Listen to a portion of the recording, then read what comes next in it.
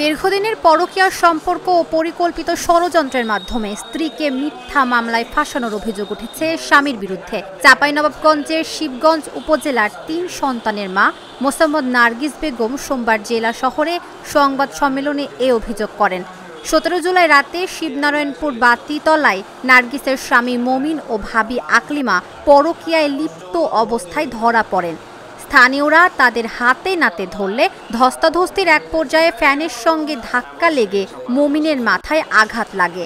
ঘটনার পরদিন মমিন পরিকল্পিতভাবে নাটক সাজিয়ে শিবগঞ্জ থানায় মামলা করেন। ওই মামলায় নার্গিস, তার বাবা মা, ভাই জাইদুল ইসলাম ও কাকা সুজন আলী সহ ৭ জনকে আসামি করা হয়। অভিযোগের তদন্ত ছাড়াই থানার এসআই পিয়ারুল তাদের মধ্যে ৫ জনকে গ্রেফতার করেন। সংবাদ সম্মেলনে স্থানীয় সাংবাদিক, সামাজিক সংগঠনের প্রতিনিধিরা উপস্থিত ছিলেন। আমার স্বামী আমার ভাইয়ের বউয়ের সাথে সম্পর্ক, তার নাম আকলিমা, আমার স্বামী মমিন, তার সাথে পরকীয়াভাবে গত ২ বছর ধরে তাদের সম্পর্কটা আমি জানতে পেরেছি।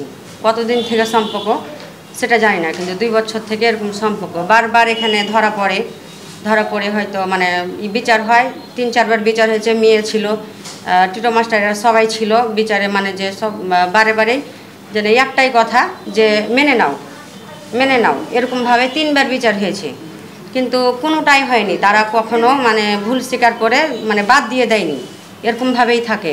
শেষ পর্যন্ত একদিন রাত্রে ধরা পড়লো ওদের বাড়িতে। তো ওখানে সবাই লোকজন ওদেরকে ধরেছে। ধরার পরে মারধর হয়েছে, এরকম একটা হয়েছে। সমাজের মানুষে যা হয়, সমাজের মানুষে এরকম করেছে। তারপরে পালাইতে যে আপনার ফ্যান ছিল, ফ্যানে পালাতে চান্দার দিয়ে পালাচ্ছিল, চান্দার দিয়ে পালাইতে যে ফ্যানে মাথা কেটেছে। ওই মাথা কাটার ভিত্তিতে টিটো মাস্টার যে আছে ওই আমাকে বললো, সেখানে আমিও উপস্থিত, আমাকে ডাকা হলো যে তোমার স্বামী এরকম ওখানে এরকম হয়েছে। তারপরে আমি, আমার ভাই, আমি তো সিজারের মানুষ, আমি যাব না। তারপরও আমার গেলাম যে আমার স্বামী যেহেতু এখানে এরকম হয়েছে, মারপিট বা যাই হয়েছে, আমার ভাই, আমার আব্বা বলছে না যেতে হবে না, ওই যা পারবে তা করুক, ওখানে যাওয়ার কোনো প্রয়োজন নাই। তারপর আমি বললাম যে যাই, যেহেতু আমার স্বামী, আমি গিয়েছি। ওখানে যাওয়ার পরে ওইটা আমাদের গায়ে গড়িয়ে দিলে মানুষে, ওরা আমার স্বামী যেটা ওইটা আমাদের গায়ে গড়িয়ে দিলে। তারপরে যে টিটো মাস্টার যে দায়িত্ব নিল যে আমি এটা সমাধা করে দেবো। সমাধা করার পরে ধরেন যেদিন সোমবারে টিটো মাস্টার আমাকে জানাইলো যে মঙ্গলবারের দিন সকালে মানুষ বসবে। তারপরে আমি বললাম যে ঠিক আছে, যখন মানুষ বসবে তো আমি যেটাই হোক মানুষের মাধ্যমে যেটা হোক মেনে নেব।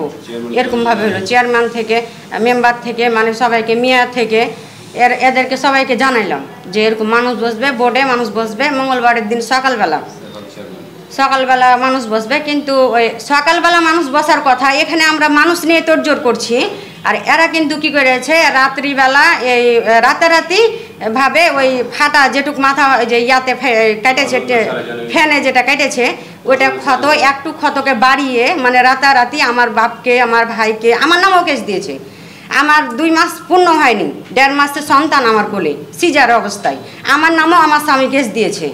তাহলে এটা আমি তো ন্যায্য বিচার চাই। এটা কেন করা হলো আমার সাথে? আমার স্ত্রী আর আমার দুলাভাই এদের সম্পর্ক পরকীয়াতে 2 বছর থেকে এরকম জানাজানি। 2 বার মীমাংসা বসলো, ধুলো মিয়া কিংবা মেম্বার টেম্বার লিয়ে আমাকে গোছাইলো এবং আমি গোছাই নিলাম যে যাই হোক পারিবারিক ব্যাপার, আমি জিনিসটা যদি ম্যানেজ করে নিতে পারি তো জিনিসটা ভালো হবে, মনেরও ব্যাপার, জিনিসটা আমার গোছাই নিলাম। এবার তারা ধরা পড়লো এবং আমাদের নামে মিথ্যা রাতারাতি মামলা করে ওয়ারেন্ট বের করে আমাদের 7 জনকে আসামি করে 14 দিন আমাদেরকে জেল খাটালো। পরকীয়াটাকে ওরা ঢেকে নিতে চেয়েছিল। তো এই বিষয়টা আমরা এর ব্যাপারে ন্যায্য একটা বিচার চাই। আমাদেরকে অন্যায়ভাবে 14 দিন আমাদের